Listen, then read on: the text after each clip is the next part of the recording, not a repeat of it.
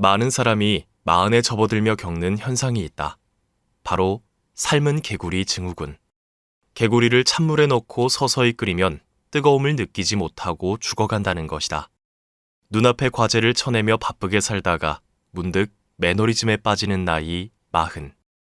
삶은 개구리처럼 서서히 죽어간다는 느낌이 든다. 40은 인생의 고비다. 어느 정도 이뤘는데 여전히 부족한 것 같고 앞날이 아득한데 자꾸 뒤를 돌아보게 되는 혼란의 시기다. 역사상 가장 지혜로운 사람으로 불리는 소크라테스는 이전의 철학자들과는 달리 인간의 문제를 탐구했다. 그의 관심은 당장 살아가는 데 필요한 지혜에 있었다. 소크라테스는 그저 흘러가는 대로 사는 것이 아닌 탁월한 삶을 사는 것을 가장 중요하게 여겨야 한다고 말했다. 여전히 사는 게 힘든 마흔에게 인생 철학자 소크라테스가 전하는 탁월한 삶을 사는 방법은 무엇일까? 1. 못생기기로 유명했던 철학자의 진짜 자존감. 40대에 접어드니 아랫배가 나오기 시작한다. 흰머리도 늘고 머리숱도 줄어든다. 거울을 보면 자존감이 한없이 낮아진다. 아테네 사람들의 아름다운 외모에 대한 찬양은 거의 종교적이었다. 그들은 아름다운 외모가 고귀한 영혼의 증거라고 생각했다. 소크라테스는 당시에도 크게 환영받지 못할 외모였다. 눈은 전기가우리처럼 툭 튀어나와 있었고 코는 들창코에 입은 지나치게 컸다. 그는 자기 인식이 확실한 인물이었는데 자신이 못생겼다는 사실도 알고 있었다. 그는 사람들이 외모를 놀려도 끄떡하지 않았다. 그래, 난 못생겼다. 그런데 이런 장점도 있거든. 하고 익살스럽게 받아쳤다. 잘생긴 크리스토블로스에게 자기가 기능적으로 더 뛰어난 눈과 코를 가졌다고 너스레를 떨기도 했다. 진짜 자존감이란 무조건 나는 잘났다를 외치는 것이 아니다. 부족한 점을 인정하면서 단점을 덮을 수 있는 장점을 개발하는 것이다. 너 자신을 알라. 진짜 자존감을 갖기 위해서는 소크라테스가 늘 강조한 것처럼 자신을 제대로 알아야 한다.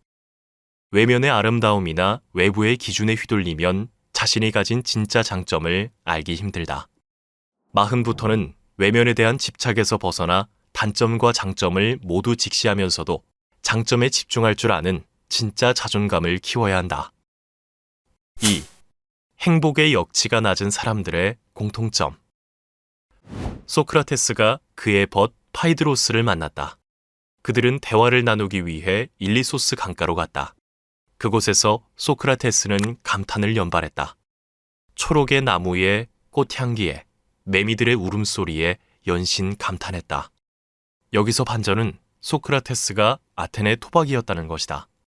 처음 보는 풍경이 아닌데도 마치 처음 보는 것처럼 낯선 시선으로 바라보고 감탄했다.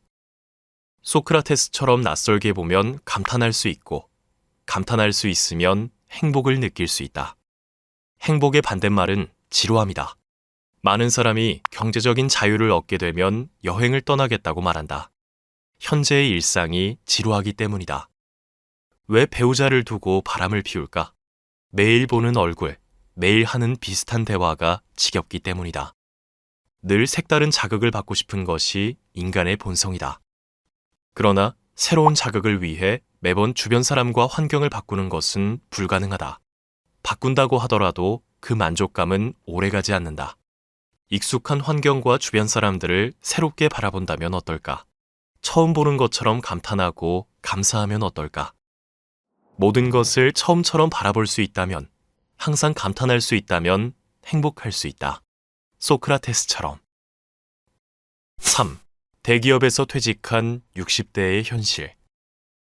한 60대가 대기업에서 정년 퇴직했다. 생활비도 넉넉했고 취미도 있었지만 그는 곧 깊은 우울감에 빠졌다. 그러다가 아파트 경비 일을 시작했고 거짓말처럼 우울감을 극복했다. 매일 아침 일어나 출근할 곳이 있다는 것, 주민들과 소통하며 도움을 줄 수 있다는 사실이 활력을 불어넣은 것이다. 많은 40대가 경제적 자유를 꿈꾼다. 열심히 일하고 투자해서 조기 은퇴하는 미래를 꿈꾼다. 그러나 왜 꼭 빨리 은퇴해야 하는가? 일을 돈벌이 수단으로만 여기는 의식, 일을 통해 얻을 수 있는 효용이 돈뿐이라는 생각은 위험하다. 일을 통해 자긍심을 얻을 수 있고 다른 사람과 연결될 수 있다. 매일 아침 눈을 떴을 때 할 일이 있다는 것은 행복의 필수 조건이다. 소크라테스는 신이 자신에게 다른 이들을 탐구하는 사명을 줬다고 생각했다. 그래서 아테네 거리를 배회하며 사람들과 대화했다. 이렇게 소명의식을 가지고 일하는 사람은 행복하다. 지금 하는 일이 싫고 고역이더라도 일 속에서 최소한의 가치를 찾아야 한다. 그 안에서 배울 수 있는 것을 스스로 찾아야 한다. 가만히 앉아 있다고 해서 이게 네 삶의 소명이다 하며 주어지는 일은 없다. 의미 있는 일을 찾아가는 인생. 그것이 바로 소크라테스가 말한 탁월한 삶이다. 인생의 굽이길을 넘는 철학 수업. 마흔에 읽는 소크라테스. 이 콘텐츠가 도움이 되었다면 구독과 좋아요를 눌러주세요.